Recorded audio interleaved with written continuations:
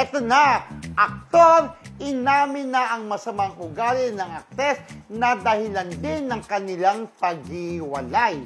Hindi nga raw pinagsisiyan ng aktor ang paghiwalay nila dahil ang layo raw talaga ng ugali nito sa ex niyang aktres din. Impacta raw ang aktres sa kabila ng magandang mukha. Di ba? So, deceiving look. Itong aktor na to, may jowa siya na hindi niya kinaya ugali ng kasi mala-impacta. Correct. Parang diba? si Gil Garcia. Sa pelikulang Impacta. Kasi makakala nila si Gil Garcia, Impacta. Sa pelikula. Parang si Gil Garcia lang din ang parang impactita. Siyempre, hindi niya na kinaya. Ayoko na. Hindi ko na kaya pag-uugali mo. Let's call it quits, sabi ng aktor. Sabi niya? Narinig ko. Inglesero din yung aktor? Inglesero yung aktor. Pero Inglesero nga siya. Inglesero nga siya. Diba? Sabi, ayaw niya na. Pero alam mo, friendship, kinukumpara niya sa ex niya na isang actress din.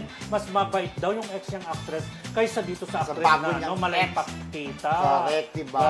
Siyempre, parang hindi na maganda yung pagsasama niyo, diba? Hindi na healthy. Kumbaga toxic na. Bakit ka pa mag-isi sa isang relasyon kung ganun rin lang, di ba? Saka bakit ka nang magtatagal sa isang relasyon na masama ang ugali ng relasyon mo? Correct. Parang ganon. Ito naman ang tong actor, ang bait-bait, di ba? Sumuko na rin, di ba?